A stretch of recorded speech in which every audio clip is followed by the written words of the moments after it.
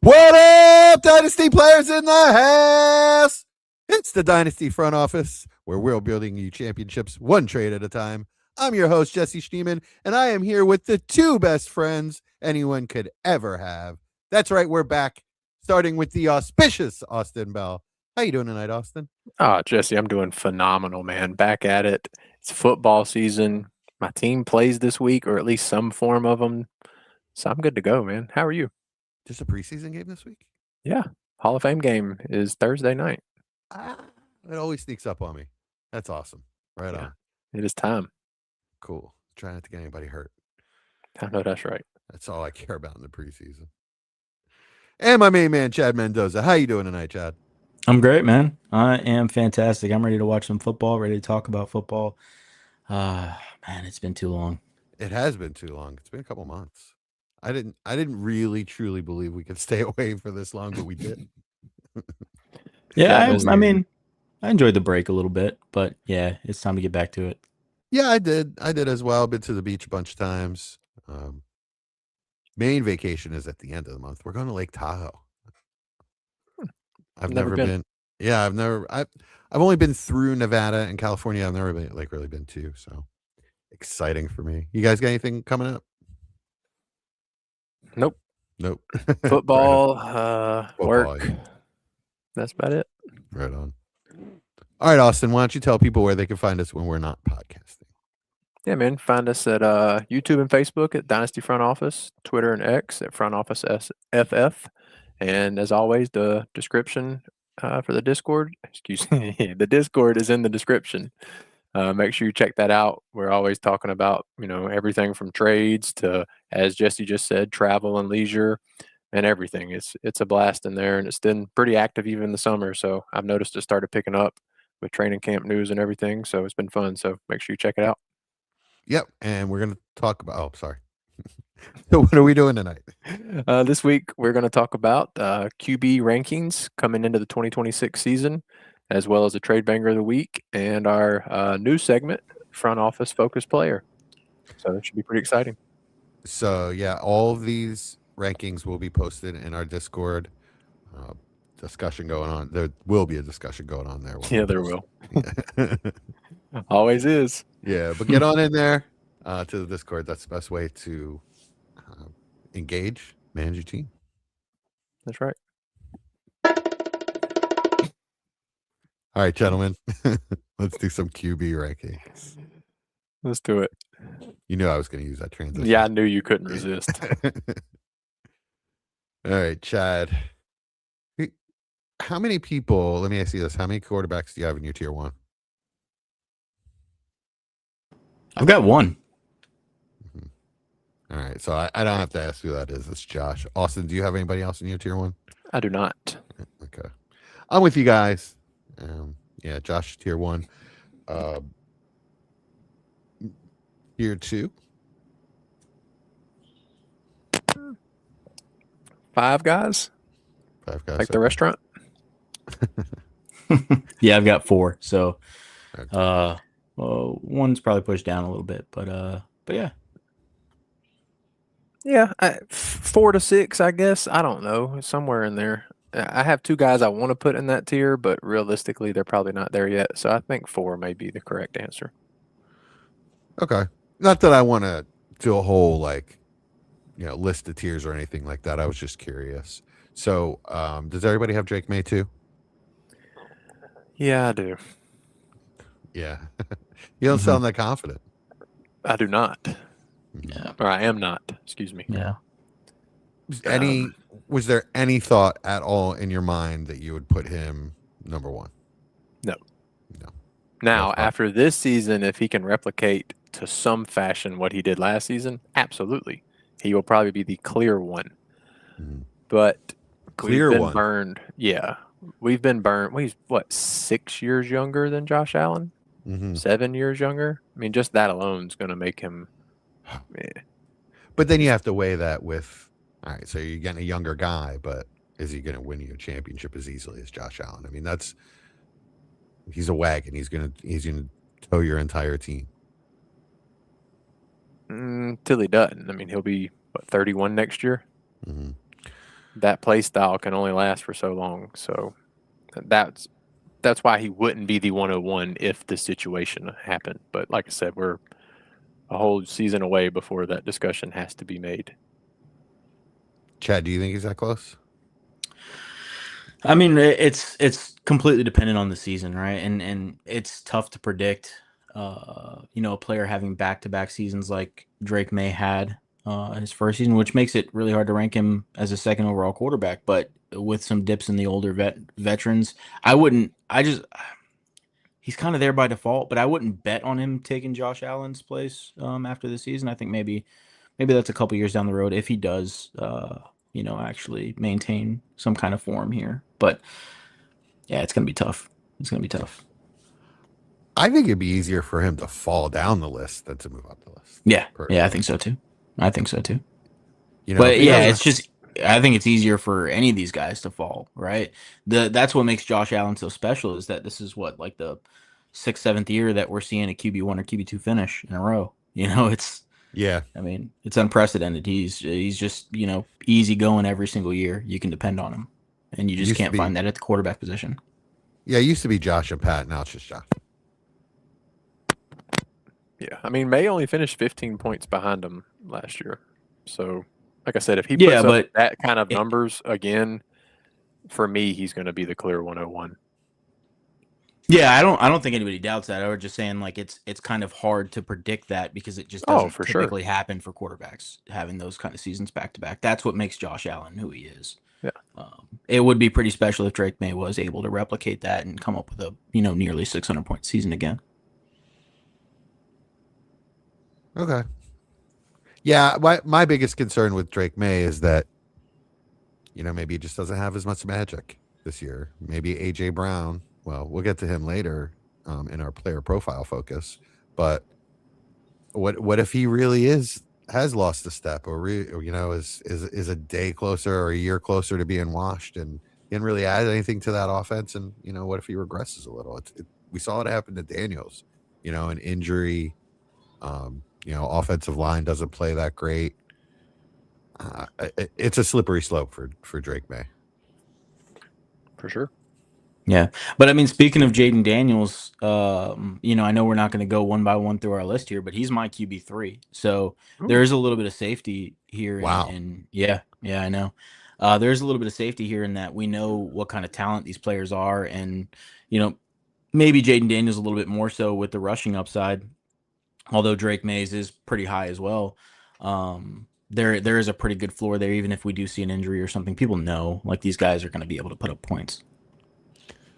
I have Daniels 9, but that's that's a pretty fluid tier. Like Josh, and then May, Lamar, Burr and Herbert. May, Lamar, and Burr is a tier, and then Herbert, Mahomes, Hurts, Daniels, and Caleb are all a tier for me. Any of those guys could hop up into the top 5 pretty easily, with just one good season. All of them sort of need a bounce back of sorts. None of them really had a top 10 QB year, right? Yeah, it's an interesting kind of landscape with quarterback right now because there's so many really interesting kind of situations going on within the league and players that you think could hypothetically take a leap up or could take a step back. So I think the first 3 tiers honestly are going to be extremely fluid this year for me, and that's the top 10 players. That's 3 tiers for me as well. Yeah. Same. Okay, perfect. So yeah, I mean I wouldn't be surprised if 3 of my third tier are in the top 5, after the season. So it's a really good time to have an issue at quarterback because I think there's a lot of good guys you can take a shot on if you're trying to make a trade and get somebody that maybe somebody else has a little bit more depressed than you do. Yeah, I agree with that. So where do you guys have Herbert? I'm very high on him this year. I have him at 8. Hey, I have him at 8 too. Okay, I have him at 5. Do you have like Mahomes and Chad? You have Daniels above him. Is that I have Mahomes, Caleb, and Daniels above him. okay? Yeah, I have all those guys ahead of him too. But it's close. Not for Yeah. Mahomes. I actually, to be honest, he's the first player of that next little tier for me. I kind of have Caleb and Daniels in a little small tier together. I would take those two over Herbert pretty much every time. Wow. Okay. And I mean, Herbert has the ability to easily jump up. Sure, we just haven't seen it in 4 years now. So I'm not gonna just guess. I mean, you because see I see it the every time talent. he Sure, plays. I mean, I see talent in a lot of people, but that doesn't mean they're going to get me production. Mm-hmm. Well, you can't just blanket statement it. You have to analyze why. Like last year it was clear that they lost their top 3 tackles after week 4. Yeah. So what they about the were year just, before that? I don't Or remember the- specifically, but the offensive coaching was poor. What about the one before that? Oh my goodness, we're talking about. But that's what I'm saying. Like that's my point. Is I need to he's see never- the production. Yeah, I hear what you're saying. He's never had a good offensive coach until now. I mean, I'm not going to say Greg Roman is a bad offensive coach, but he's not good for fantasy. Not good for a quarterback, like for a passing game for fantasy. He's terrible. Now it's Mike McDaniel, with Herbert, who I believe is as talented as anyone in the league outside of Josh. I mean, Josh is just on a different level. But outside of him, Herbert is just as talented as any of these guys. He's got the weapons. Hampton, Ladd, Aronde Gadsden. I mean, say what you want about QJ, but I mean, he looked pretty damn good last year. And then, the second year guy, Trey Harris. I don't want to name all their weapons, even though I just did. And Choku. I'm just saying he's got the weapons, he's got the system, and he's got the talent. I'm there. I'm all on board. I think having him at 8th is kind of baking in the talent, right? Like he's got one finish better than QB8 since he's been in the league. And when did he come in? Like 2020, 2019 or something like that? 20. So yeah, so I mean we're saying like we think this guy is better than what he's been finished or later even, right? There's gonna come a point where people are just gonna say the guy's not doing it.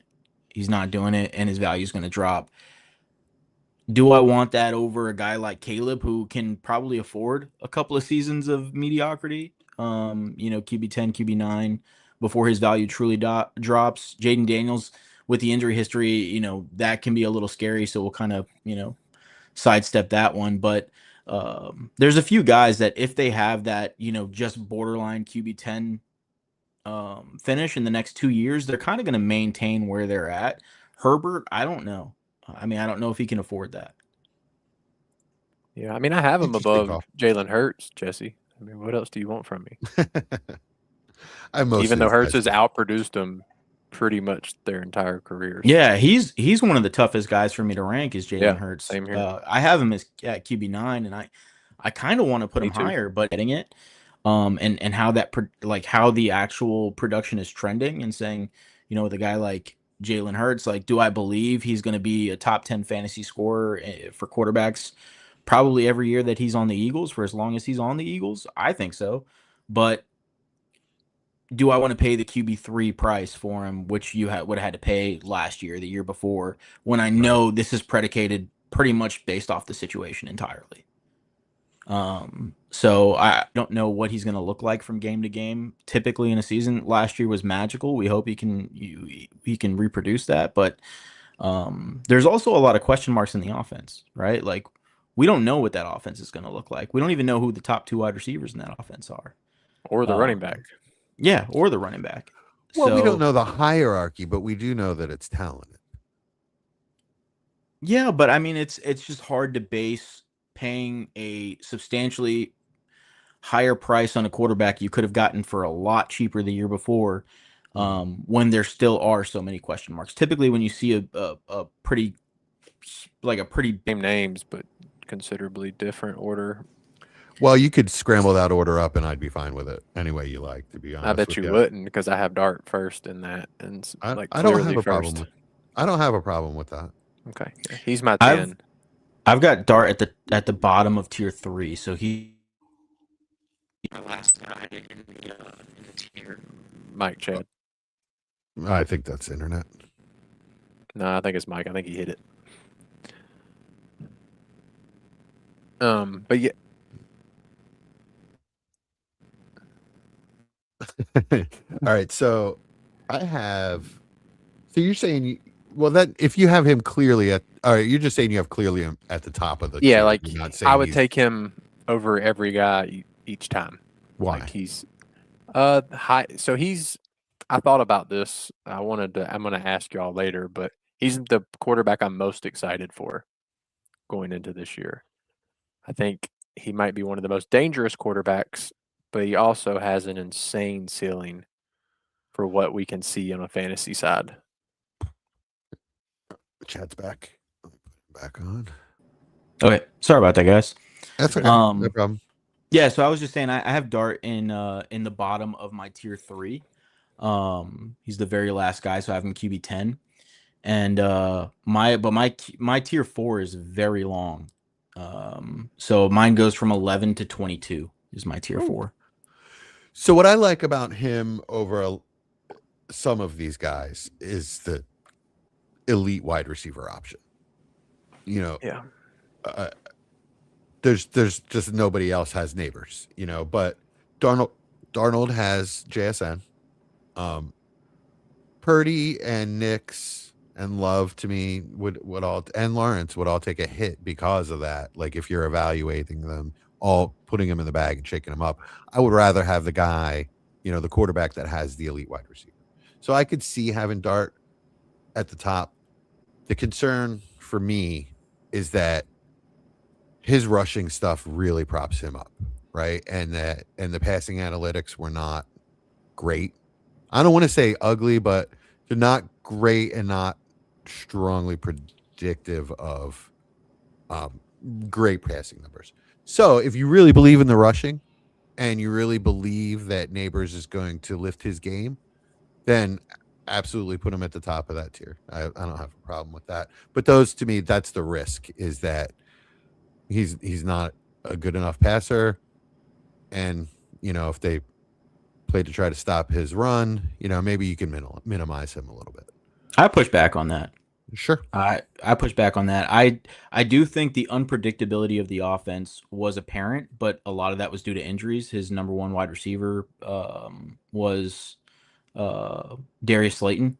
And then, guys that were his wide receiver twos in the offense were guys that were picked off of practice squads. So, well, he had Wandale. No, but Wandale got hurt. Wandale put up a heck of a season. No, I don't think so. No. I'm sorry. I'm thinking the year before. So, Wandale did have a good season. So there was Wandale. Darius Slayton was number 2. Darius Slayton got hurt. And there was some. Sorry, I should know this. I'm the Giants fan. But a lot of the guys that were in the offense were guys that were picked up on the practice squad. He was making a lot of stuff happen himself, and so a lot of it was out of structure and just kind of playing backyard ball. But he was a truck. He was pulling that trailer for the entire team all season long. So, and when Scatterbo went down, it was even more so the case. I thought I saw not just a franchise quarterback, but a really high-end franchise quarterback. I'm excited for what he looks like in a more structured offense with more talented players on the perimeter, and also Scatterbo back, because their chemistry was pretty awesome for a running back quarterback tandem. They are gonna run the football a lot, I think, this season, but I think Dart's gonna be able to do more with more this year, which is how it should be. Yeah, the weapons are obviously a huge upgrade at this point, but the coaching is Nagy, right? Not really been conducive to downfield passing attack and big passing numbers. That gives me a concern.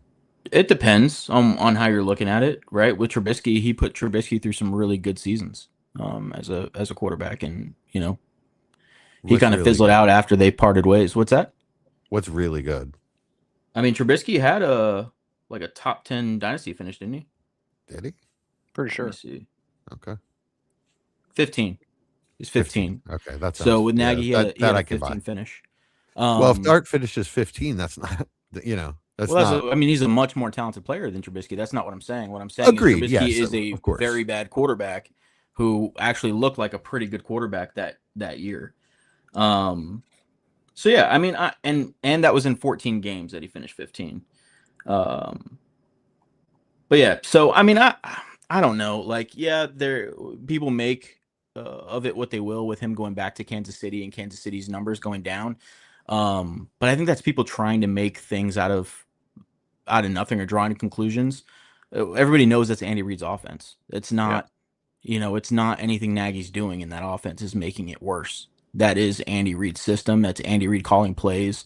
It's an Andy Reid offense. The problem with Kansas City is that they've become so poor from a talent perspective, outside of Patrick Mahomes, that it's catching up to him.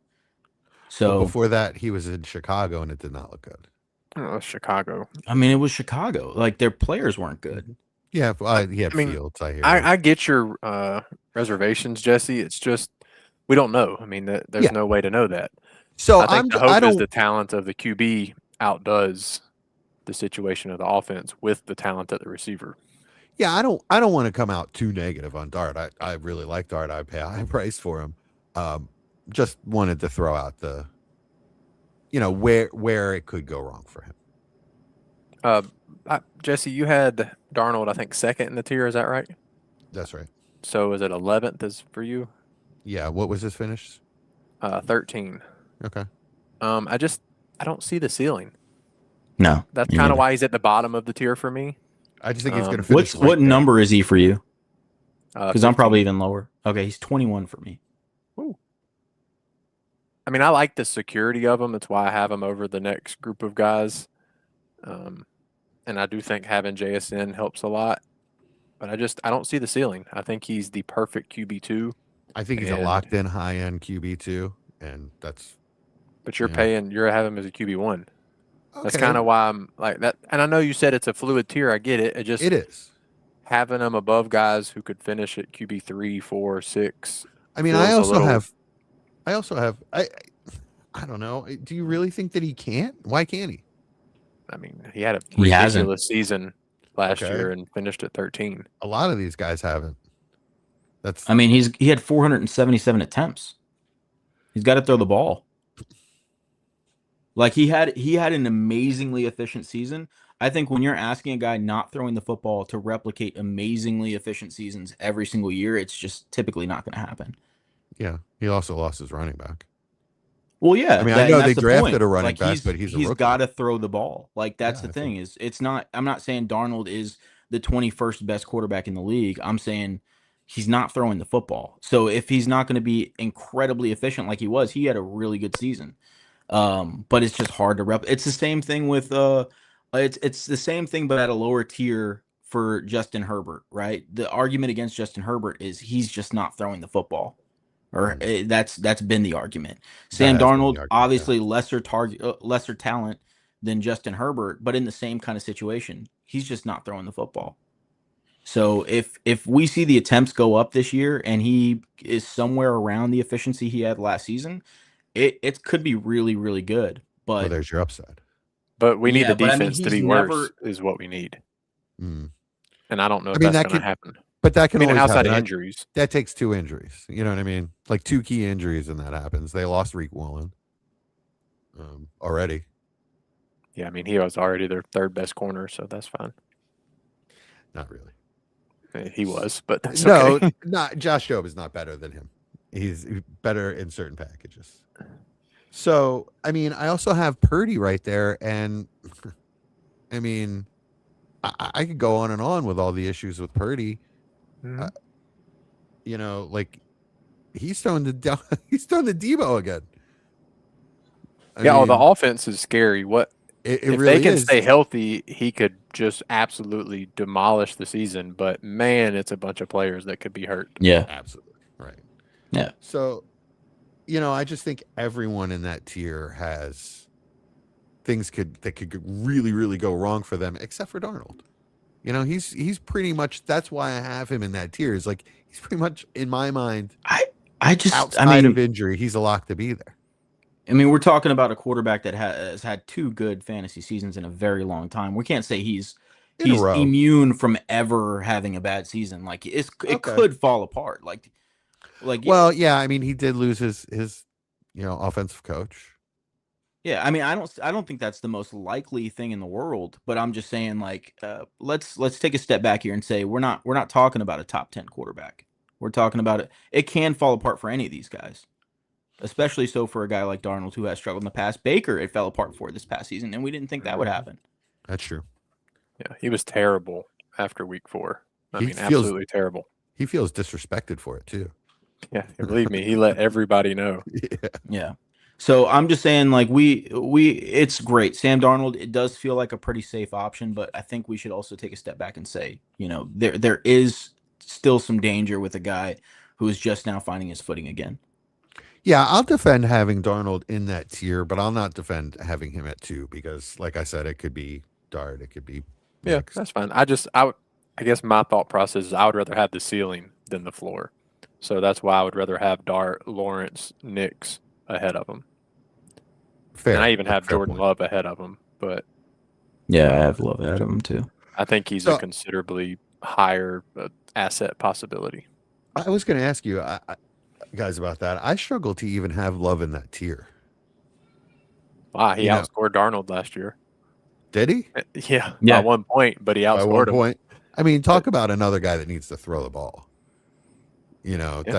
That's kind of my issue with him. I mean, he's throwing the ball at the same rate as Darnold. He's in the same boat. Now, the thing with Love, though, is Love has had a season with throwing the ball almost 600 times.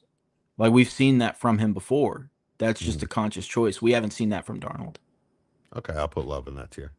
Is there anybody else? And he missed the last 3 games. Yeah, that's true, too. Anybody else I need to put in there?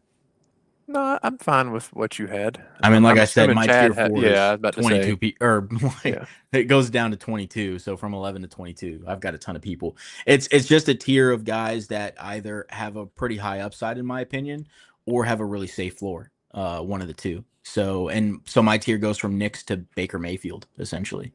I could probably split that in 2 because I almost put Nix in a tier of his by himself, to be honest, because I don't know what to do with him. See, I put Mendoza in a tier by himself. Did you? Okay. Yeah. It's weird. I have like Cam Ward, Mendoza, and Stafford next to each other. That's crazy to me. Yeah, well, this is the problem with making linear ranks. Well, it's Dynasty. You're not telling me there's in any world where you would nearly pay the same for Fernando Mendoza as you would Matthew Stafford. But then after that, there's nobody else. Yeah, Matthew Stafford's in my tier 5. But that's where it falls off. I have him at 25 for me. But he could win you a championship this year. Sure, yeah, he can. He can and win then you a championship. Mendoza's not going to do that. Or he could lose you, or he could get injured week 5 and lose you. I struggled so hard where to put Stafford. So like the quarterbacks after him are also. So would you trade Goff, Ty Dak, Simpson Baker for Matthew Stafford? No, but okay, well then there's your ranking. He's below Ty Simpson. Where do you have Matthew Stafford in your ranking? What number? I'm taking him off my board. Okay, because I'm like, it sounds like you have him where I would have like Dak. Yeah, that's exactly where I have. He can win you a championship, but you still got some years left. How old's Dak? 34, 32, 33, something like that. Around the same age, and also around the same age. Stafford's like 38. Yeah, he's 38. Okay, I thought he was still 34. All right, still getting our game legs. Well, you always hate rankings because you think a lot of this year. You think you've always done that. Well, because if it's going to win me a championship, then it's worth more than like Stafford's worth more than Goff to me because I don't believe Goff's going to win anything for me. No, like Goff is my QB2. Stafford would be my QB1. But there's in my lineup. Yeah, that's but why I struggle. That's why I'm taking him off my board. That's why I struggle with. There's something to be said for a player losing all of his value potentially after a season rather than a guy who can give you very, very productive QB2 years for the next 4 or 5 years, which is very, very valuable. Okay, So so all right, so let's compare Stafford to someone like Stroud or Kyler, who is a lot younger, but also may not have a job in 2 years. I mean, I What? think they're at least comparable at that point. I have Okay. them not too Well far then, apart. I have Kyler and Stafford neck and neck, actually. really, I just have Stafford above the other old guys, Goff, Dak, Baker. And the young guys, the Mendoza, Ward, No, Shuck, no. I had him Young, above, no, below Mendoza, dude. Come on. and Shuck, and Shuck. Young, and Ward, and Daniel No, Jones. no. Oh, I okay. do not. Just Shuck in that list. yeah, I've got Stafford below all those guys except for you're gonna hate me for this, Austin, but I've got him ahead of Bryce Young. That's my. You're out of I them. I mean, get it. There you Stroud, are. Stroud, Kyler, Bryce Young are all kind of. I've got Stroud higher than you guys. I think I got him at 19. All right, sell me on why Stroud over Bryce Young. Let's go ahead and get. I mean, I've just seen it. I've just seen it for a year. I'm just hoping he can piece it together. If I can buy him for that price, it's just more like hope than anything else. Fingers crossed. Bryce has just been incapable of putting it together any of his seasons that we've seen him in the league. I still believe in the talent. I have plenty of shares, so it's not like I'm selling everything for nothing. But if I was going out and looking for a share fresh today, I'd probably go a bunch of other places. I would go a bunch of other places before I went into the Bryce basket again. It's been a nightmare. I haven't really dealt with much Bryce. I have one share. I mean, it's been a mid QB2 the past 2 years. As ugly as it's been, he's been a mid 19 and 20 the past 2 years. Low end. Yeah. QB2. I mean, it's just with how long can they keep this going? Right. I mean, I don't disagree with you. Stroud and Kyler in the same boat to me. Neither one of them got an extension, so that tells you what the teams think. I think that both of them will get another shot with another team, but then they, it could be Geno territory till they get another shot. You know what I mean? Yeah. I think it's more likely to be a Darnold or a Baker thing than a Geno, but sure. Well, both of those guys started to have success. That's what I'm saying. You have to when have they left the team they were on. That's what I mean. On the third team they were on. Because Darnold didn't come to the Panthers and succeed. You know what I'm saying? Baker didn't come to the Panthers. Baker didn't. It wasn't until he went to the Rams, I guess. So really, what we're saying is it really don't go to the fault? Panthers? It's not Bryce's fault. You're correct. I have Kyler in the same boat as those two guys. I mean, maybe Kyler gets one more chance, but it's kind of the same thing, right? I've got Kyler at the top of my tier 5. I have him above Stafford. I have him above Daniel Jones, Bryce Young, even Ty Simpson. I think Kyler's the one quarterback in this tier for me where I'm like, maybe Daniel Jones too, but could see a pretty significant value increase depending on their play this season, just because of the situation. Everybody knows, what that offense has looked like pre JJ McCarthy. Kyler at spots has been a good quarterback. He hasn't been one lately, but Arizona's also been kind of a mess, to be honest with you. So we'll see how much of that was the situation holding him back. I think he has I think he has a higher upside than any of the guys that did move places and succeeded, like Baker Mayfield, Sam Darnold, Geno Smith, any of those guys. I see more talent with Kyler Murray than I do any of those guys, to be honest with you. So, or from what I've seen in the league, not college, but they were all high first round picks. I mean, Baker and I'm talking about from what I've both seen in the league. Like Kyler has been a pretty good quarterback in the league. He has been a pretty good quarterback in the league. It's just fallen apart as of late, and Arizona hasn't gotten any better. So We'll see. I mean, if situations do mean that much, and we have seen they do mean a lot, then maybe he can come back to form. And we have seen he can have a high rushing floor. He can have, pretty decent passing game, or can support a pretty decent passing game. And it doesn't hurt having arguably one of the top 3 wide receivers in the league, if not top 2.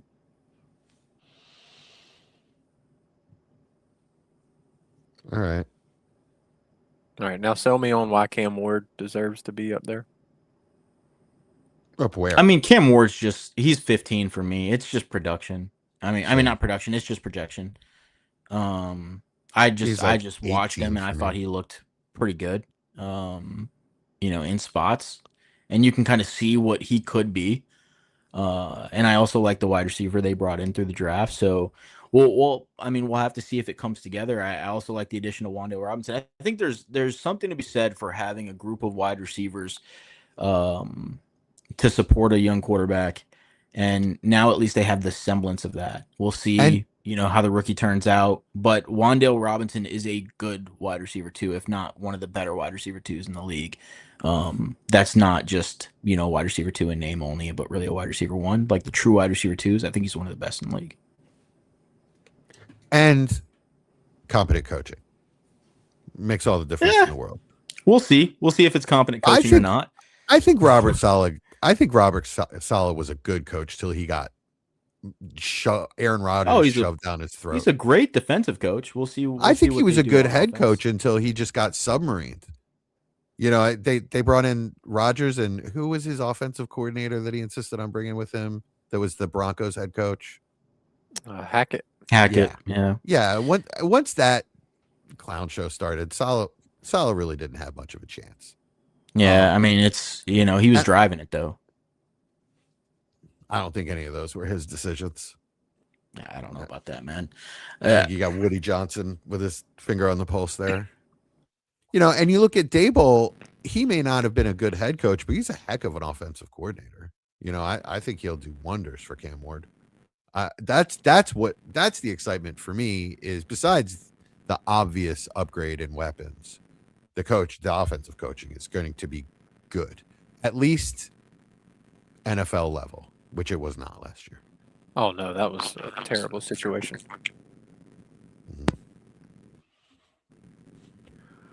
All right. The rest of these guys, to me, it's just like someone's audio is okay. That was Chad. The rest of these guys, I don't really see anything exciting here. Oh, all right. Is there anybody that you want to talk about with like Penix, Willis, Tua, Shadur? They're all below Stafford for me, so I don't really care at that point. Ty Simpson. He's just a weight. He's a cool hold.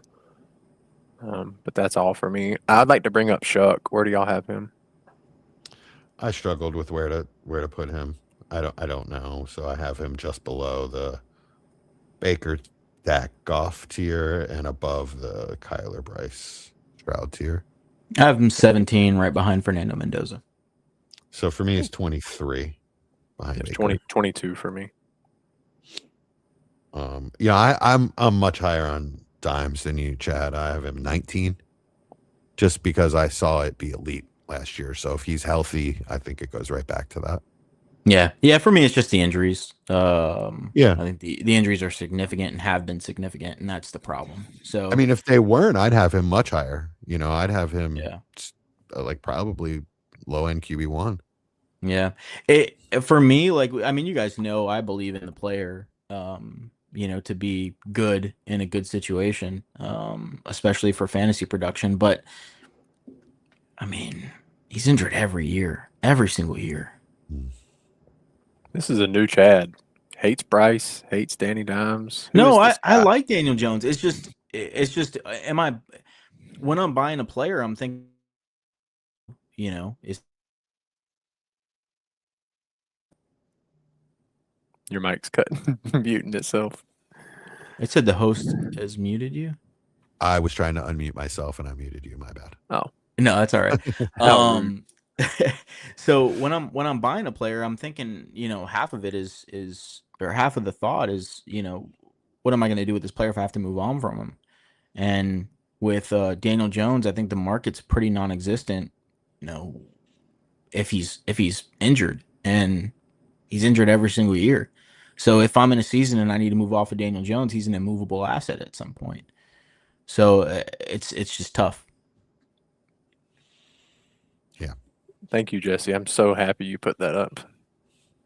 Well, what did it say? Jamie was nice in the comments and said Bryce needs a step ladder to see over his O-line. Yeah, I mean, He needs to do that it's thing. true. That thing that Brees used to do. Who? There was a Breeze. Oh, yeah, they're a Breeze. half inch apart, so I don't think he had much trouble. there was a guy. There's a guy got like leg extension surgery. Yeah. I wonder if that's an option. Well, I mean, like 7-8 inches. Not We much. just get him. We can get him a periscope. I can't talk much. We're the same height. I'm just not a professional quarterback, so. Oh.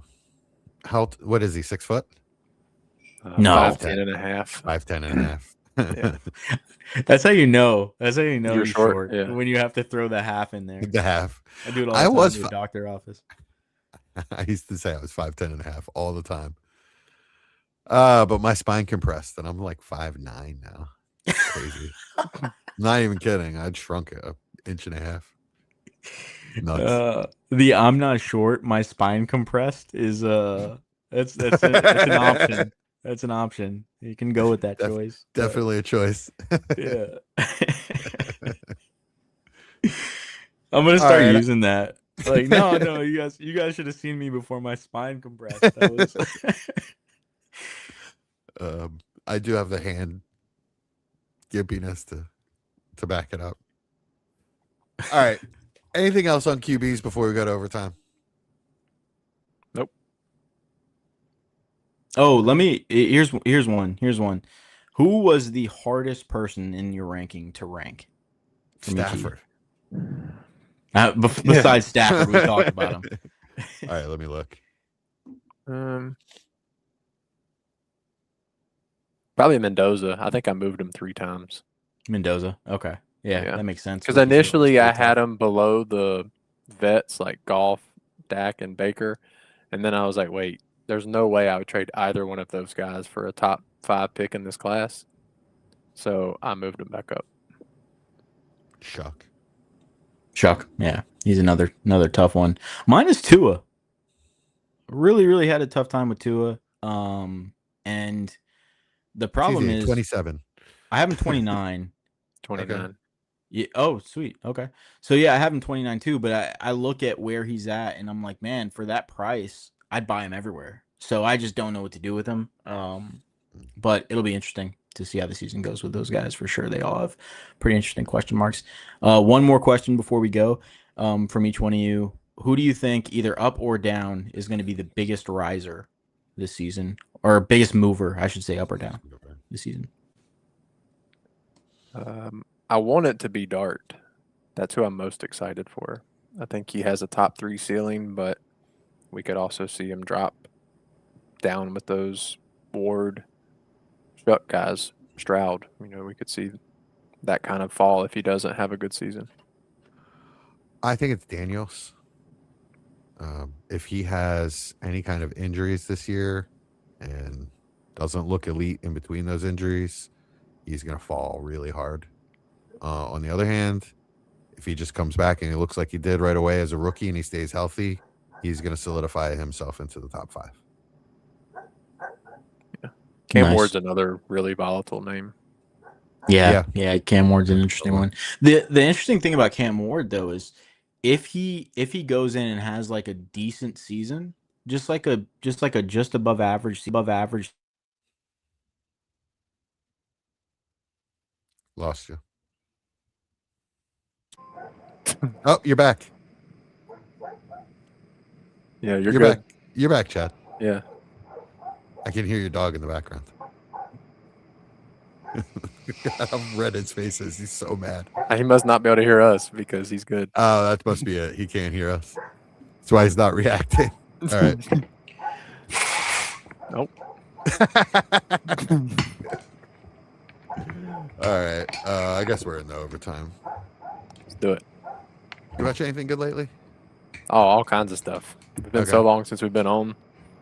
I watched Silo. That was really good. I don't know it's what a that is. What is Apple TV show. that? Oh, okay. Is really good. Season 3 is releasing now. What's it about? Humanity is put into a silo because like an underground silo. Oh, And okay. at the beginning, you don't know why, so I'm not going to try to spoil it. It's a really good show. There's like 10,000 people in a silo, and they don't know why they're in there. They just follow what's called the pact. Oh. And obviously 10,000 people in an underground silo can, not go good. Yeah. So it's really, really interesting. I think the time they believe it's like 150 years after what they think is a explosion and like the earth is toxic from chemicals. Okay. So It's really, really enjoyable. Like really good show. post-apocalyptic. Okay. I might check that out. Yeah. Apple TV's always at least worth a try. Most of those shows are really good. Chad, did you want to finish your thought? Oh yeah, I was just saying with Cam Ward, the interesting thing about him is if he even has a season just a little above average, we could still see a pretty good value increase with him.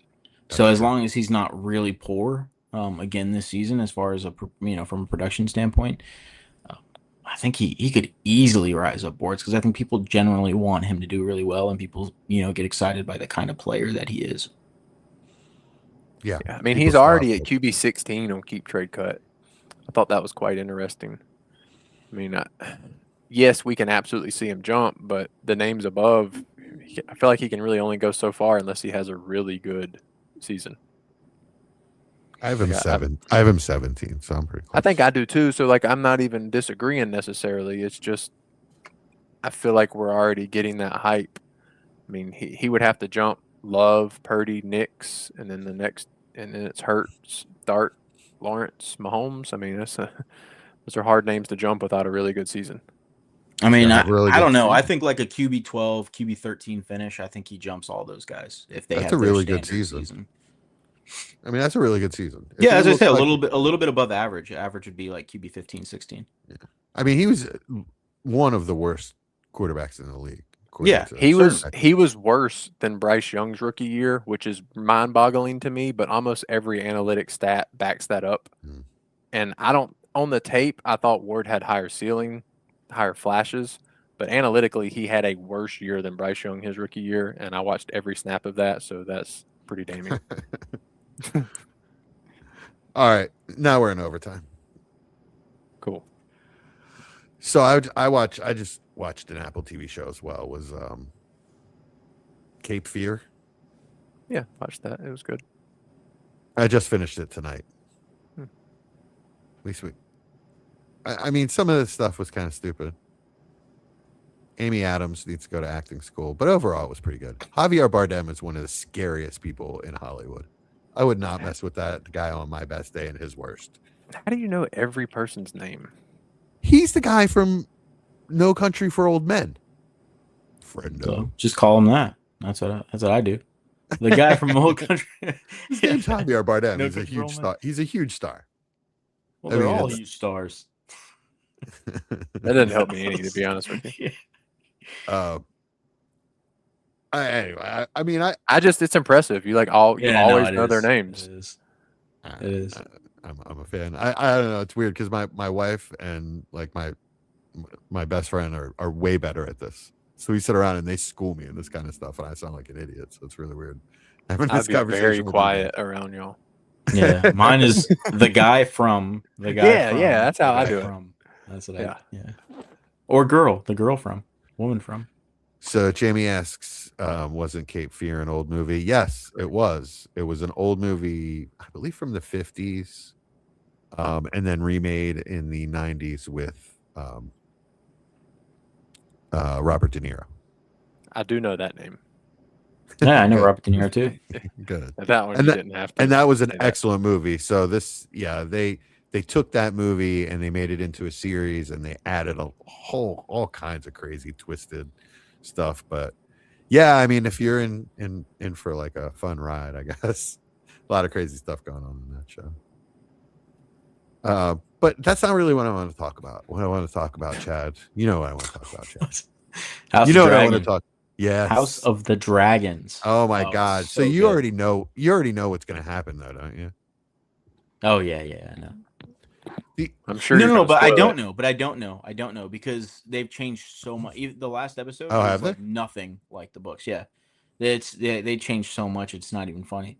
So I think the author's like legitimately PO'd at the writers of the show because he's like, this is no longer my story or whatever. But yeah, it's significantly different. So, did Sunfire die or not in the book? How are you going to ruin this for people? No. I don't want to spoil the books either. So yeah, they're just very different. If you haven't read the books, read the books because the books are incredible. So one thing I'll say, I appreciate you just explaining the Winter Wolves to me because they don't really do a good job of that. Yeah, they don't. You don't know what's going on, and then later or in this last episode, they reference the Winter Wolves, and my wife's like, "What's that?" And I had and you're like, it. "Well, let me tell you." I had to pause it. And I was like, "Well, thanks to Chad." But like otherwise, I wouldn't have had any idea that that's what those were the. I mean, I guess I could have guessed that it was the Starks or not the Starks, but the guys from the North. Yeah, the North because that's their sigil or whatever. But they could have done a better job with that. And there's a couple of things, just the way it's made, where you're like, oh, he's about to kill that guy. Like they're talking very pleasantly, but you're like, yeah, that guy's not going to make it through this conversation. Just you can just see the way it's very going. like mobster-esque, you know. When you watch the mobster movie, and you're like, no, but this guy doesn't know he's done. Like, right? Yeah. Like he's smiling and he's way too happy about that. Like when with all their names, when the eye patch guy. Yeah, Aemond. Kills the knight that was escorting his mother. Yep. They're like standing there talking, and the knight has this smug look on his face. I looked at my wife. I was like, "This guy's not going to make it." Yeah. Aemond's he's an evil dude. Well, if you have white hair and you're a guy in that show, you're kind of an evil. You're probably dude. not a good person. Yeah. Austin's like, what are you guys talking about right now? This is a perfect example of the conversation with Jesse and his wife talking about people. I would be just like this. Yeah. Sit here and just nod. You guys see any good movies? You guys see The Odyssey? I have not. I saw like half the Odyssey. I'm not even sure if it was half the Odyssey, but I got my car tires changed, and I took a Uber to the movie theater, and I thought I had enough time to watch the Odyssey, and they were like an hour and a half early. I was like, this is the first time you guys are ever early, so I had to leave the movie theater, go pick up my car. The one time I don't want them to finish early. They're not gonna like just park it out on the street. Yeah, but I had to be somewhere. So truly I didn't have the time to waste. They were just forcing me to waste the time. And I was like, well, this sounds like a fun, way to waste time. So, but the half that I saw was pretty interesting. Amazing movie. I was extremely impressed. Best movie I've seen since Endgame. I'll put it that way. Wow. And if I were to spoil anything in that, y'all probably don't do that. I mean, it's only 2,000 years old. Yeah, but you'd be surprised at the amount of people that don't read books. So no, I know. Well, actually, trying to read the Odyssey on your own is probably pretty difficult. We read it out loud in class when I did it in school. What? That way seriously, out loud in class. Yeah, everybody took turns. That way, if there's something going on in there, especially with the crazy, old timey language, maybe I just don't know. But that sounds stop crazy. and explain it. It's because he didn't have to change homerooms. all day. Took- Like who Took the an entire- teacher read it the entire time and y'all just sat there and listened? No, we all took turns reading. I'm serious. So he just like called on people and y'all just started reading it? Yep, absolutely. And That's like crazy. you were supposed to have read the chapter the night before, and then you read it out loud in class, and then he would stop and explain certain things. It was great. It took a whole semester. That's crazy. It was- My school, it they was were amazing. like, "You've got 2 weeks to read the Odyssey. Come back, you're going to be tested on it." Yeah. Yeah, no, it was That's a great insane. class. I had a great English. That's all, teacher. and that does sound fun though. To be honest with you, I It did was. watch Obsession. Have y'all seen that? What is it? It's that like viral horror movie. Obsession. Oh yeah, no, come on. You couldn't pay me to watch some horror movie like that. It was. Sorry. It wasn't my cup of tea. The plot is really unique. It's definitely a one of a kind of movie, but it wasn't my cup of tea. cool. Well, Jamie says Super Troopers 3 is coming out soon. It is I've true. never seen them.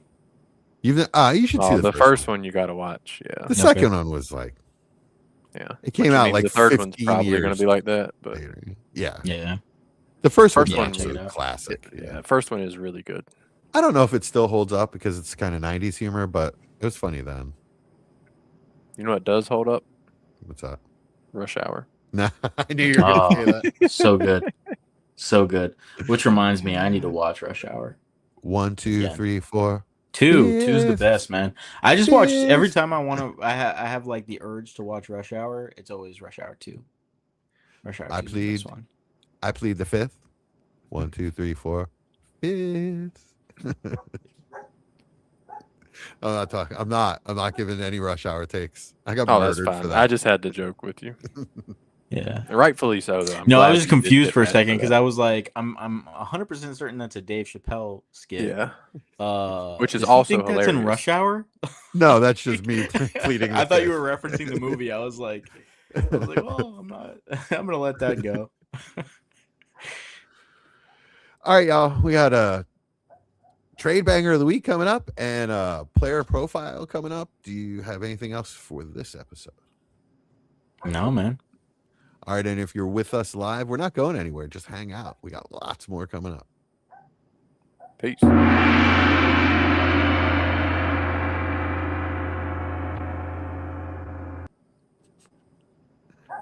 And here's Austin Bell with the player profile focus of the week. What are we calling it, Austin? Front office focus. Front office focus. This week, we're going to do a very interesting name. Recently traded, I think it was June 2nd, if I'm not mistaken, from Jesse's Philadelphia Eagles I think it was To- actually on the first. to the New England Patriots. Mr. A.J. Brown, 29-year-old wide receiver. Had a down year last year, still put up 1,000 yards and 7 touchdowns. Now gets Drake May. The alpha receiver we're looking for. But as I mentioned, he's 29. My first question is what are your projections for the season? Before we get into any values, trades, thoughts, what do you think the low end and high end outcome? Chad, you can go first. Low end and high end outcome. I think this could potentially be the best season he's going to have in his career. That's what I think. And I mean, if you're asking me like high end, probably QB or probably wide receiver 2. Low end, I'm going to say probably around wide receiver 12. And I think it's more likely than not he finishes in the top 6. Wow. Okay. Jesse, you have a disagreement? Or you Yeah, I don't think he's gonna get that high. First of all, can I just say thanks? Thanks for the first round pick for the stiff. No, I'm kidding. He may have like lost a step last year. So all of the analytics are way down on him. He had his least productive season with us. Wide receiver 11. Yeah. Yeah. I hear you. No, I I hear you. But it's also a situation where he's AJ Brown. So, like, if you don't target him more than any other receiver, he's going to flip out and blah, blah, blah. And, I mean, I don't know if that's going to happen in New England. Probably not year one, right? So, yeah, he got hyper targeted for, I don't know. It was just such a mess there last year. It's really hard to tell what actually happened. So, I'm not really sure how to rank AJ Brown. Well, that's why I'm asking for a high and a low. I'm not asking for a ranking. I think that high's a little high. I could see somewhere around 1,300 yards, 90 catches, 1,300 yards. So, yeah, I mean, I could see definitely a wide receiver 1 year, top 10. On the other hand, if he's lost the step, if he's not quite the player he was, he's still playing with the best quarterback he ever has. Yeah. Right? I mean, Drake May is like, especially, with that rocket arm he's got downfield. I mean, Hurts had great accuracy downfield. So, maybe that's a wash. But overall, Drake May is a much better quarterback. It's a good system. He's definitely going to be targeted. So, like, low end, he's still going to be at least a wide receiver, too. He's still going to put up 900 to 1,000 yards, I would say. Okay. Next question. Let's say you finished, you made the playoffs, so you got 6th, and so you had the 107. You were needing a receiver. Are you sending your 27 first for him? No. Chad? Not a chance for me. Yeah. I mean, I just don't see any world in which, I mean, I'm sorry. I think this is ridiculous, to be honest. I'll counter with my 28 first. How about that? Like, 27 first are just kind of off the table for me right now, unless it's just that level of player, but younger. Okay. I mean, so we're talking about a player, right? Who, I mean, I don't agree that he was hyper targeted. He only had 120 targets this year. Well, I know I didn't mean it that way. It's for what our offense was, for what the Eagles, there's nobody else targeted close to that in that offense. So he had competition in Philadelphia that he's not going to have in New England in Devonta Smith, right? Mm-hmm. Devonta Smith is better than every wide receiver on the Patriots right now, bar none. Like, it's not even close, right? Dallas Goedert had a heck of a season in spurts over there in Philadelphia, and the quarterback wasn't very good. So from a passing standpoint, so we go to New England, where if we're saying Drake May is going to be around where he was this past season, or we're hoping he's going to be around where he was this past season, AJ Brown is the clear number 1 option. There is nobody next to him to take that spot from him, right? He is a guy that you talk about ultra production, right? 121 targets. He finishes wide receiver 11, over 1,000 yards, 7 touchdowns, right? I mean, honestly, I can see him time and a half on those numbers this year. You look at what Stephon Diggs did in that offense, playing like 60% of the snaps there. Yeah, I don't even think it was that high. I think I looked, it was like 46% of snaps. Yeah. Which is just mind-boggling. And Stephon Diggs lost, 6-7 steps. So even if AJ Brown loses a step, we're talking about high-end wide receiver 1. Like, this is the most ideal situation for a player leaving a team that I've seen in a very long time, personally. That's the upside. That's the upside case, and I get that. And absolutely all of those things, kind of what went through my mind right when it happened, fantasy-wise. But then the perception came out on him, and it was bad. Like, not bad, but it doesn't matter. He was wide receiver 11. It wasn't AJ Brown level, right? And then it doesn't. Okay, no, like, I understand, but you made the upside case. I'm making the downside case. I'm not saying this is what's going to happen. I'm just saying this is what could happen, right? So, perception wasn't great on him, and now I hear, like, right away in camp that the chemistry's not there, and the chemistry's better with Kayshon Boutte than it is with AJ Brown. And then just today I saw AJ Brown needs to look to Vrabel for motivation, that he's not feeling motivated. What is wrong with this dude? Seriously? What is it that he wants in this world? So The chance for another personality disorder somewhere throughout this season is there, right? It happens with him, right? So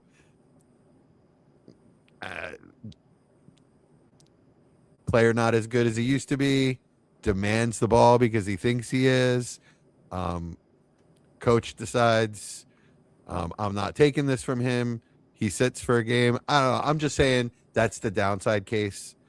Likely it's somewhere in the middle. I'll call it wide receiver 10. Spit on the ground. That sounds right. like fan fiction to me. The thing with AJ Brown, right, that we have to mention here when we're talking about potential, production with him, is wide receiver ones tied with elite quarterbacks produce. That is just the end of story. And he has been nothing but a high end wide receiver one when he's been healthy. I don't see any world in which a top 10 finish isn't the floor. Healthy, obviously, but yeah. Yeah, healthy. Yeah. We're talking about without injuries for sure. So he just turned 29. Obviously, next year would be the year 30 season. I want to get into some names real quick. This would be probably the last thing for him. Keep Trade Cut has him at 23. That 29-year-old thing beside his name sticks out. I looked. Yeah. Nobody. The only name close in age is Devonta Smith at almost 28. Everybody else is 26 or younger the higher up you go. So the name above him is Mekhi Lemon. Which one would you rather have? It's completely team dependent. Okay. They're just Zay they're Flowers. just in totally different points of their careers. Yeah, right now. I get what you're saying. Zay Flowers just got that huge most guaranteed money for a receiver ever. Yeah, easily AJ Brown for me. I agree.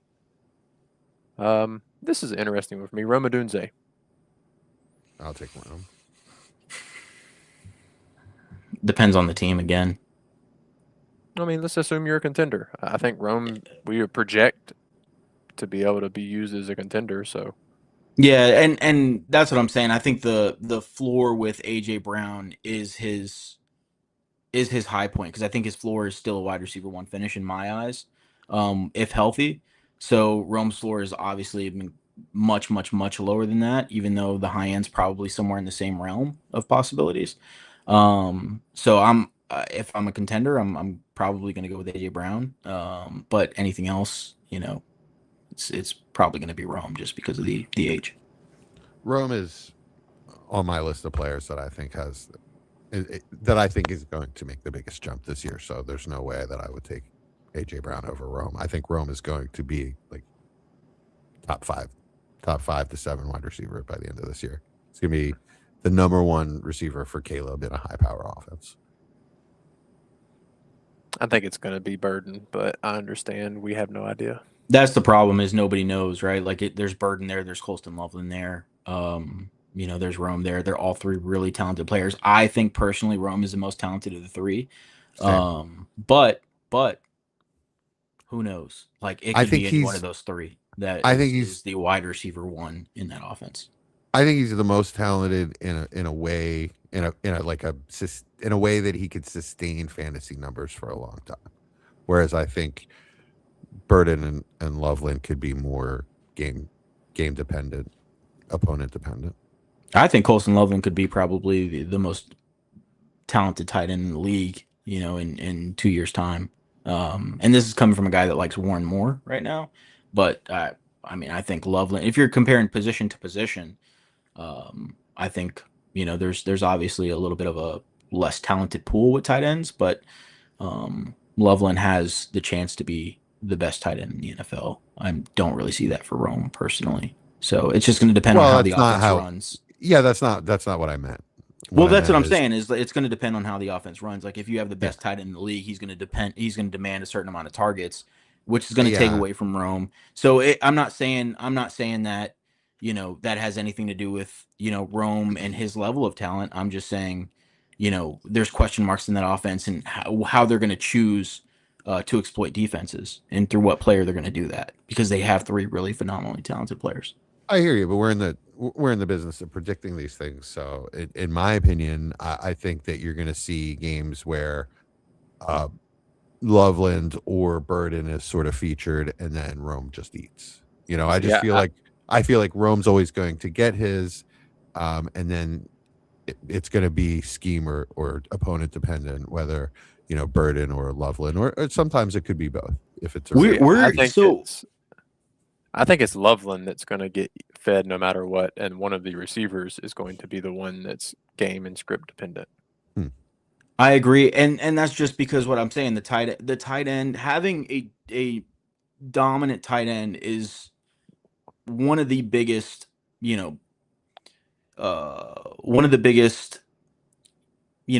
things you can hold over a defense, right? Like it's such a mismatch.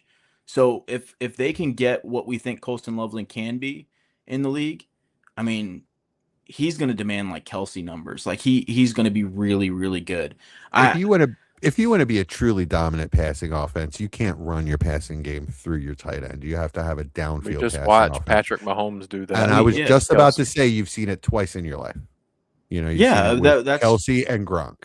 So if you really think that Loveland is on that level, then okay. I mean, we've seen it through Kittle too. No, they don't. They've never really run their offense. Yes, they have. Yeah, yes, they have. I mean, for stretches, but you haven't seen a whole season out of Kid. Well, he's never been healthy for a whole season. So. Yeah, that's the problem with him is his health. But we've seen them run an offense through Kittle. But you're talking about like Hall of Fame level players. So if you think that Loveland is there, then okay. Yeah, but that's what I'm saying. I think he could be the best talent. tight end in the league. That's what I'm saying. And so, like you're saying that we're in the business of making predictions. I agree with that, but we're also in the business of saying, we need to analyze when it's better to sit and wait on these players rather than paying boatloads for players that we know are up against it, right? And Rome Odunze, for as talented as I think he is, and you guys know, he was close to being my wide receiver 1 coming out that year. I love Rome Odunze, and I think the world of him from a talent perspective. But just saying, it is a huge question mark on how that offense is going to be, designated. Who's going to be the number 1 in that offense? But if you're asking what I pay a 29-year-old receiver who just changed teams with a potential of a bounce back for Rome Odunze, absolutely every day of the week. Absolutely. That's how much I believe that in the Rome Odunze breakout this year. All right, well, I have one more name. Since that went a little long, I'll just do one more. Nico Collins, 27 and a half. So a year and a half younger. I'll take AJ Brown easily. Yeah. Nico just doesn't. He hasn't put up the numbers equal to his name at this point. He's more hype than actual substance, and then the situation just hasn't gotten enough. But, I just, if you really think that offensive line is fixed, then Stroud is going to return to rookie form. It's a lot of ifs. Yeah. All right. Cool. Well, this has been the Front Office Focus Player of the Week.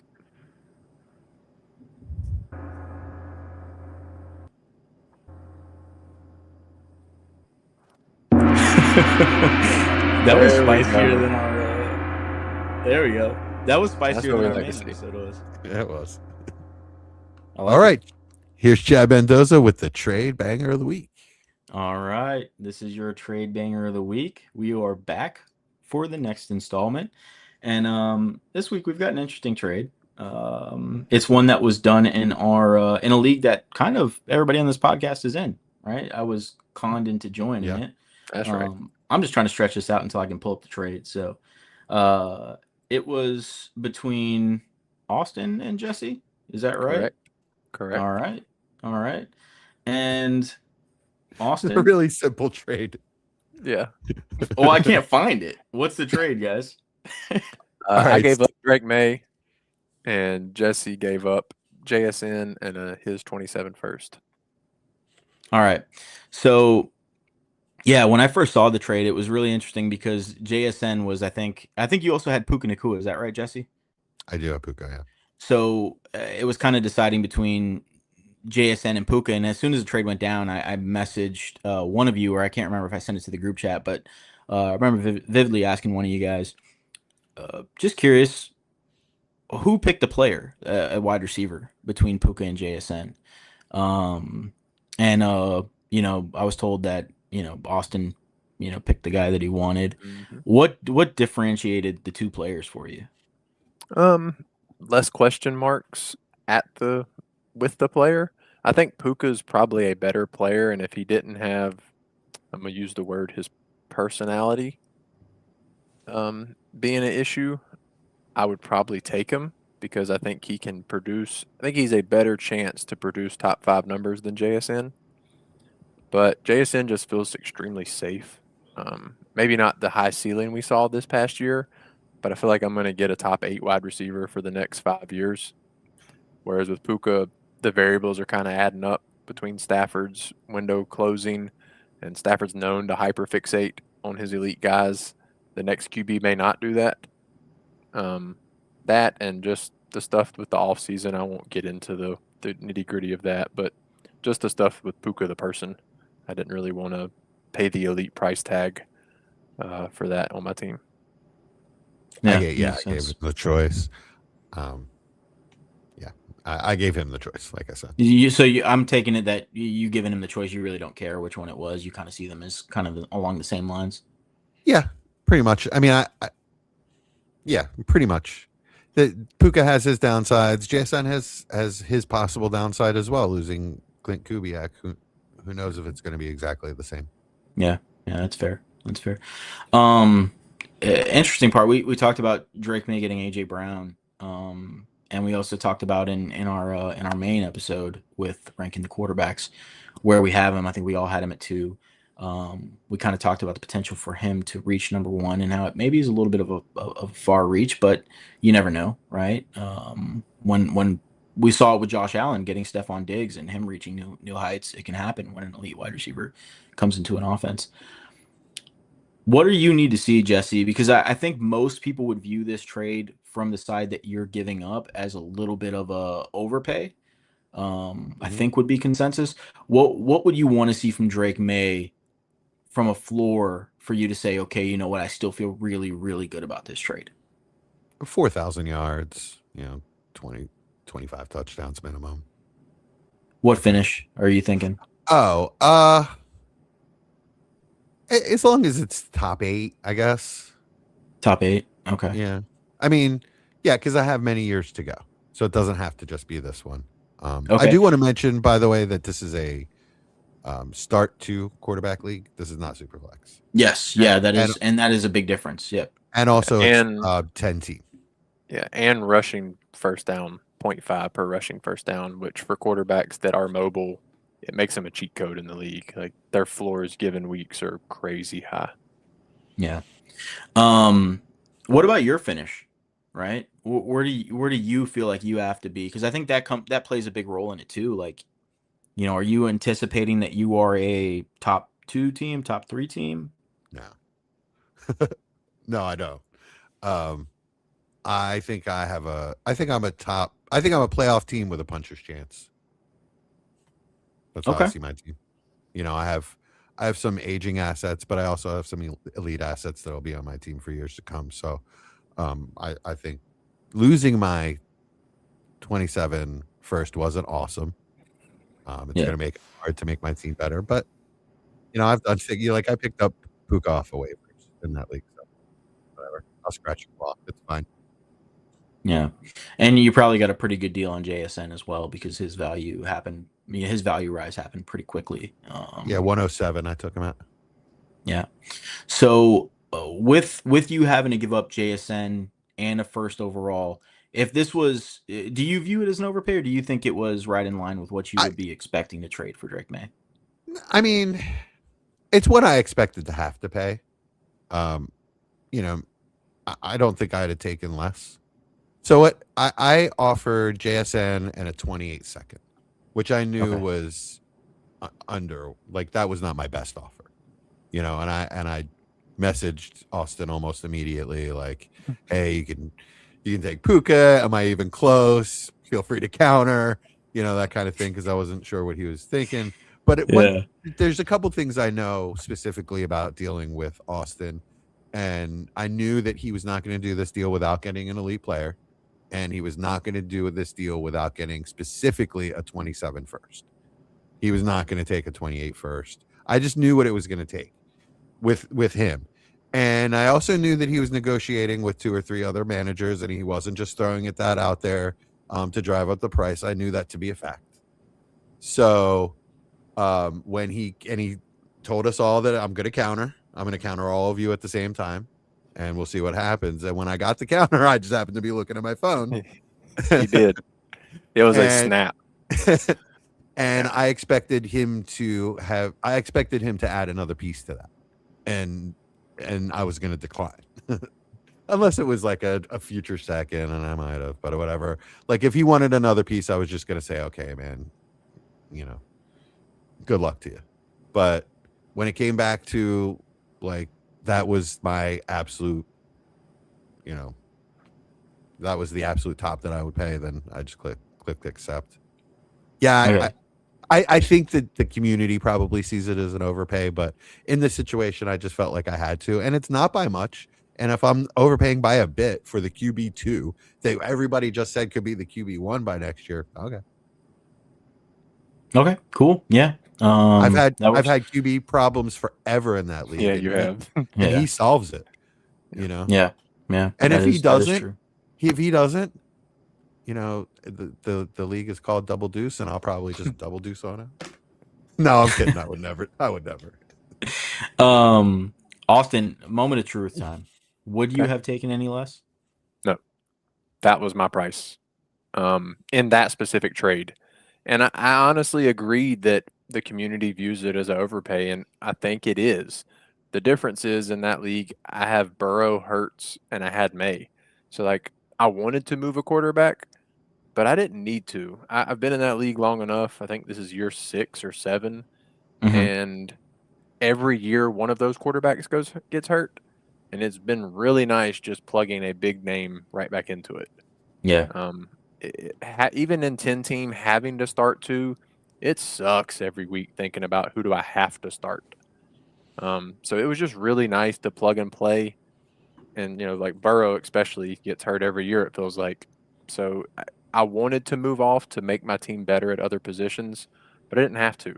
And I definitely didn't have to now. So, yeah, when Jesse sent the second, I actually was going to instantly counter for the first, but I'd already, within 5 minutes, I had like 3 other people message me about the trade. So I was like, all right, I'm going to wait. Chad, actually, you sent a very intriguing offer. If it would have been a 27 first instead of 8, I probably would have just accepted it when you sent it. What was the offer? On the spot, it involved moving London and T-Mac. He would get London, I would get T-Mac. And then it was Jordan Love, a 28 first and 27 second for May. I don't think... so it was Love, Tet, a 28 first and 27 second for May in London. Yeah. I like the deal you got with Jesse more, to be honest with you. Yeah. If I'm being honest, I think that was a better deal for you. Depending on how you view the players that I was giving up, maybe you do or don't agree with that, but I think you got a heck of a deal. And I can also see, from Jesse's perspective as well, that you kind of want to solve your problem. You kind of got to do what you got to do to solve your problem. So makes sense. If there was one piece that you guys are worried about from the trade, because I think there's question marks with JSN still as far as, sustainability, if he can hold on to the production that we saw from this past season. You can also say the same thing about Drake May. I think maybe a little bit more appreciation for the situation with Drake May, because he is getting a high-end wide receiver coming in, whereas JSN is, maybe there's a little bit more of a question. Yeah. Maybe there's a little bit more of a question mark on, if the efficiency in that offense can maintain 2 years in a row. Which player do you guys see as the biggest question mark, in your opinion? For me, it's easy. All right. Well, I was going to say for me, it's easily the 27 first, because if I don't do as well as I think I'm going to do, and that's a high first, it changes this trade entirely. Oh yeah, that is and I was gonna get there next for sure. But out of the two players, JSN and Drake May, who do you think has the biggest room for regression this season? JSN. See, I would say May because of his cost. Because he's already at that ceiling price, there's really only room for regression. Other than the avenue we spoke about earlier, plugging in, listen to the main pod if you didn't. He can only go up one spot. There's plenty of avenues where he's QB 6 or 7 or 8 next offseason. JSN is either wide receiver 1 or 2. So it's the same. Actually, I think I have him at 3, but yeah. But my point is the QBs cost a lot more. Yeah, he's talking about the price and the price that you paid, right? Yeah. So like in general, the price of the quarterback 2 compared to the wide receiver 2 is at least the first apart. So for that, the regression is more volatile with that. I just think that there's a better chance. I mean, I don't think either one will regress, to be perfectly honest. I just think if you're asking, the better chance that's that's definitely players. I think that in the situation that there's more of a chance for JSN. He's lost an offensive coach, and May's gained possibly an elite weapon. Yeah, it'll be interesting to watch. Two very, very high-end players expected to maintain high-end value, but as we know in Dynasty, expectations they suck. Yes, so last question, probably the most important question of the trade. The pick. Right. The 2027 class, we know it's looking real nice right now. Things change, right? Again, expectations, they suck. So the class can get better, can get worse than what we're thinking it's going to be. Probably much more room for it to get worse. Can't get better. Yeah, but are you expecting? Did you when you were making this trade, Austin? Did you go into his team? And be honest here. Did you go into his team as part of your process and say, you know what? I want this 27 first because I think he's going to end up here this season. Or did you just say, you know what, 27 first, I'll take it? Both, to be completely honest. I always look at a team before I'm taking on a pick to get a range of where I think the team can finish. And I actually agree with Jesse's evaluation perfectly. I think he's likely a low-end playoff team, and in the playoffs, you never know what happens. The thing is, in this league, a low-end playoff team can be pick 5. So that's where you have to think. If you lose in the first round of the playoffs, it's pick 5 or 6. So that's still a mid-first in this class. So that's kind of, I viewed the pick between 5 and 8 probably. I don't think he's likely to win a championship or make it because there are a few absolutely loaded teams. But you never know. I mean, I've gone undefeated in this league and lost in the semis. I won this league with Davis Mills at one of my quarterbacks. Yeah, I mean, it's a crazy league scoring. I mean, I was literally 28-0 going into the playoffs, lost in the semis. Crazy. So, yeah, you just never know. Jesse, kind of an alternate version of that question for you, but did you go into the league and look at the teams surrounding you, teams you thought you may be a little bit better than, teams you thought may be a little bit better than you, and said, hey, is this kind of quarterback upgrade worth it, or do I just do a marginal upgrade to give me that maybe safe floor? The guys that we talked about in our QB rankings that could provide you with high-end QB2 numbers, low-end QB1 numbers. You already have Darnold on your team, and you think pretty highly of Darnold in his finish. Did it ever, what was your thought process on the alternate version of your team that has one of those kind of quarterbacks and Puka and JSN versus the team with Drake May and no JSN this year and you having to plug somebody in? Yeah, so I know this league very well. I know what I'm up against. I know what the other teams are. I did take a look through. I always do. But I tried. I have been trying for a long time. I've been trying with Austin to get Hurts for a long time. I've been, this really only materialized it like immediately after discussions broke down for Knicks with K-Dub. I thought we were pretty close. Actually, it was right. Pearsall was involved with that. So actually, I'm glad that didn't go through because that would have created some bad feelings. But yeah, I've tried every avenue to upgrade at quarterback. And my biggest roadblock was nobody wants Bryce. So I had to sort of get creative and create something with something else. I have Puka and I have AJ Brown and I have plenty of, Mikhail. I have plenty of other wide receivers on that team. And I just felt that it would be way easier for me to fill that spot than this quarterback spot that I've been trying to fill forever. And I mean, filling it in the most elite way that I possibly can with these assets. There's no way that I'm getting Josh for that. So it was, to me, there was no other real avenue for me to upgrade. And like I said, yeah, I can replace wide receiver way easier than I can quarterback in this league.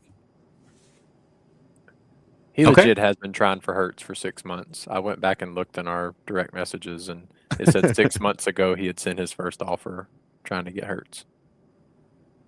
Nice. And it was all last season too. So there isn't a quarterback that I didn't try to get. Chad, I'm pretty sure I messaged you about. At least no, you have, because I know you're not trading Dart, and like you have quarterbacks on your team that I know you're not trading, so I probably didn't even bother. Yeah, I think we had a discussion about Jordan Love or something like that. Jordan Love, that's right. Yeah. I didn't mind the offer that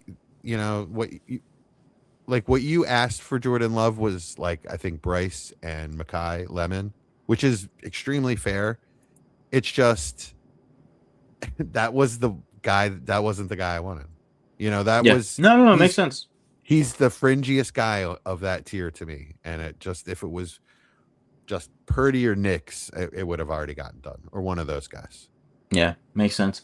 All right. Well, this has been your trade banger. I'm not going to ask you who won because I think each one of you think you won. I don't think I won. I really don't.